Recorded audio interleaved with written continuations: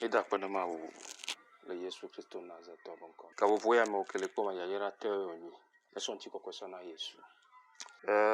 Ma wo susciter nde ye mulerne ma le verset no la sekembe. Les deux rois, chapitre 6, verset 8 à 12.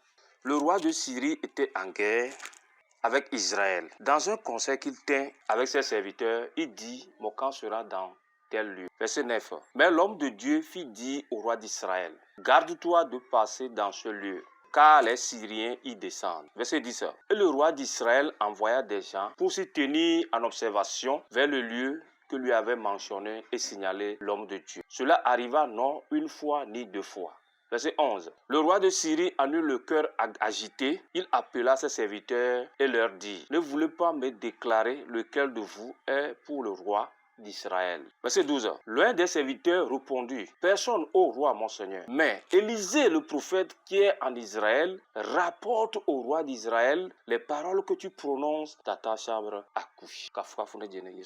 Elle avait beaucoup de notions Togo, les prophètes des nations. Ils n'ont télé courageux Jimmy Kwame. Gameasu. N'y a non viole Daniel le pays. N'y a non vi sojo, n'y a fufu sojo, n'y a to sojo. T'as dit sur le défouné et tu vois. So Norbona. Fike miaoude. Elle tol Israël. Maouwa ki noblement yeku balebe. Mtropo. Miaoude ne e fio. Syria be fio la no ebe afio same. Et là yebe généraux la nani. Ye ola no de susubo. Ya tout fio attaquer Israël. Ye Elisa ki le kaka Samarie non awa dome. Lolo conseil ko ke le guna le se. Ala do lo fio be tumba je. Ame oja to fio va. Ala ta. Ame fio la dame wala le aussi be le ko na arriver le paji. Fio nya go le lorde. Ame unto. Osodo akudu alo ma uyo bebe uni pour faire des nations. Et Dovanami, Benjal. Les diadis sur la va attaquer à dit. On le suit au bon ou en réunion. Et là, il y a un temps, moi aussi, le Québec, et le qui Syrie avait fait UAB, à Kameti au bon. Yo le wo, le dingle, fi que yo la tout la ma Israël. Et bien, Syria, we fi omolo, wa diadis sur ba pitole. Nya se go Syria, toi et moi. Ou le conseil, be fi que ya tout, ya do togo, ya bleu, ya ban, ya wame, ya bleu, ya boli lorde, poko joya. Ah oui, le corps. Ma ou le de Sofiam ya. Alors ma ou de Sofiam même le pompo. Gamme soumisité. Ne o boyo le revenu ma.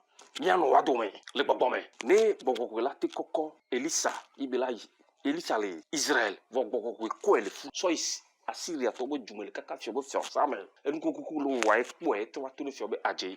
Ame ole ja to wa fia. Ma wo agbale egbe. Nya gbori lo pata no cité. Nya fukuku ne ma wo, nya be jule attaquer.